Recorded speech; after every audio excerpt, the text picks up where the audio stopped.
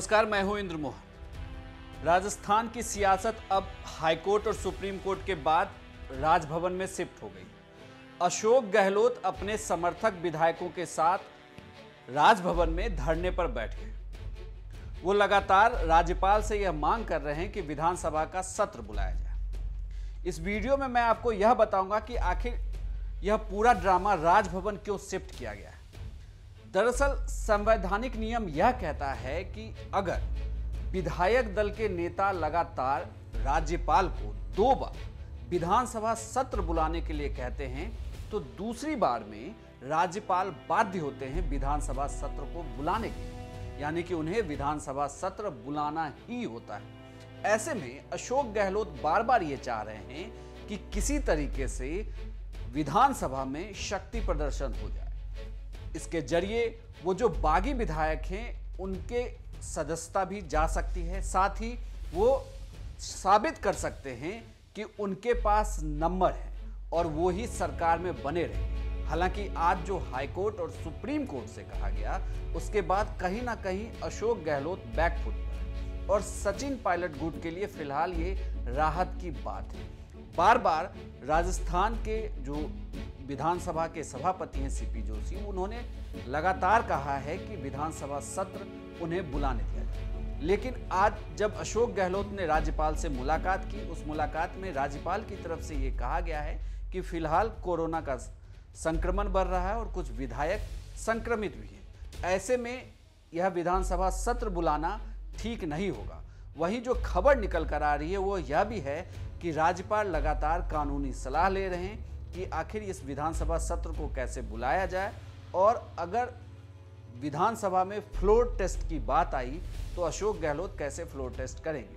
हालांकि यह पूरी सियासत इसलिए भी राजभवन में जाकर अब धरने पर वहां विधायक बैठे हुए हैं क्योंकि अशोक गहलोत ने बार बार ये कहा कि राज्यपाल किसी ऊपरी दबाव में ये काम कर रहे हैं। कैबिनेट के फैसले के बाद में हमने माननीय राज्यपाल महोदय को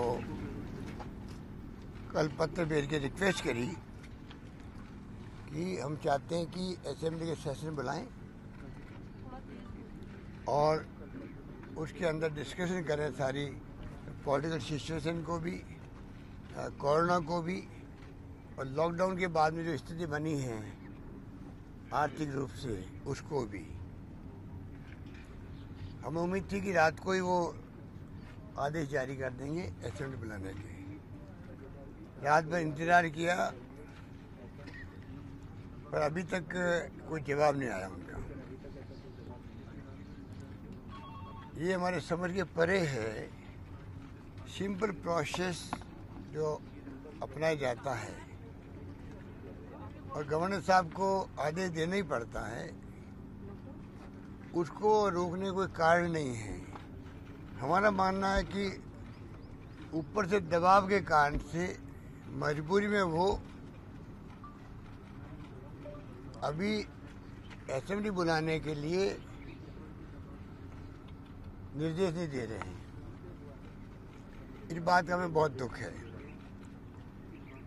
जब हम फ्लोर पे रहना चाहते हैं, एक तरफ तो मांग की जा रही थी विपक्षी पार्टियों द्वारा भी, जुडिशरी के अंदर भी चर्चा हो रही थी, भाई आप असेंबली फ्लोर क्यों नहीं टच कराते हो, असेंबली में क्यों नहीं आते हैं, असेंबली बुलाते क्यों नहीं हैं। हालांकि सचिन पायलट गुट का ये कहना है कि वो लोग दिल्ली में हैं। लगातार अशोक गहलोत की टीम की तरफ से उनसे मुलाकात करने की कोशिश की जा रही है, या उनके समर्थक लगातार उनसे बात करने की कोशिश भी कर रहे हैं। वहीं उनका यह भी आरोप है कि उनके परिवार वालों को एसओजी के जरिए डराया भी जा रहा है।